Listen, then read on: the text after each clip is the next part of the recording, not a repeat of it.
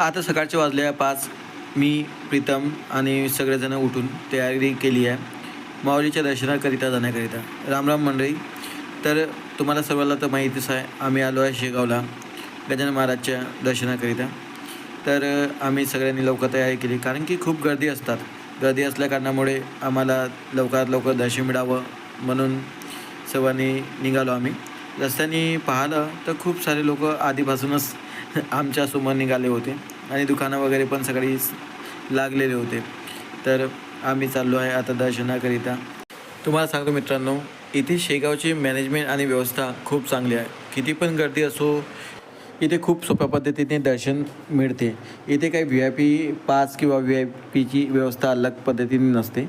कोणी पण किती पण मोठा व्यक्ती असो किंवा किती पण लहान व्यक्ती असो, सर्वांना एका लाईनीत उभं राहून माऊलीचे दर्शन घ्यावं लागते आणि दर्शन पण खूप लवकर होते. असं नाही की खूप धक्कामुक्की होते आणि तुम्हाला दर्शन प्रॉपरली घेऊ देत नाही, हाकलून देते. तुम्हाला जितकं मन आहे तितक्या पद्धतीने तुम्हाला मन भरून दर्शन करता येते. आणि तुम्हाला सांगतो, इथे जे जेवणाची व्यवस्था आहे हे खूपच सुंदर आहे. हजारो लोक दिवसाला इथे फ्रीमध्ये जेवण करून जातात. 2 हार घेतले माऊलीसाठी इथे तिकीट लावून घेतलं आणि काही प्रसाद वगैरे घेऊन माऊलीच्या दर्शनाकरिता आम्ही निघालो. आता अंदरमध्ये मोबाईल बंद आहे, कॅमेरा बंद आहे, तर अंदरचे शूट तर आम्ही करू शकलो नाही. हे डिसिजन संस्थेने खूप चांगलं घेतलं, कारण की आपण दर्शनाकरिता येत असतो आणि आजकाल दर्शन सोडून फक्त मोबाईलमध्ये रील बनवण्याकरिता लोक येत होते. आम्ही पण त्याच्यातले आहे, परंतु मोबाईल बंद झाल्यानंतर आम्ही तिथे तिचा खरा अनुभव आम्ही अनुभवला. आम्हाला खूप छान वाटलं, मनाला खूप शांती वाटली. आम्ही तिचे दर्शन घेतलं. काही शॉपिंग करायला मग मी आणि शौर्य आणि दीपिका निघालो.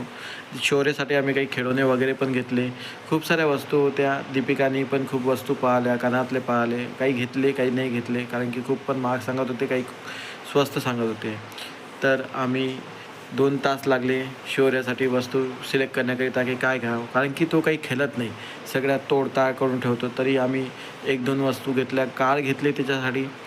तर सर्व हे सामान वगैरे घेऊन निघालो. तर रस्त्याने आम्हाला नाश्त्याची गाडी दिसली. दीपिकामध्ये नाश्ता करायचा, शेगावची कचोरी फेमस असते म्हणून दीपिकाला नाश्ता दिला.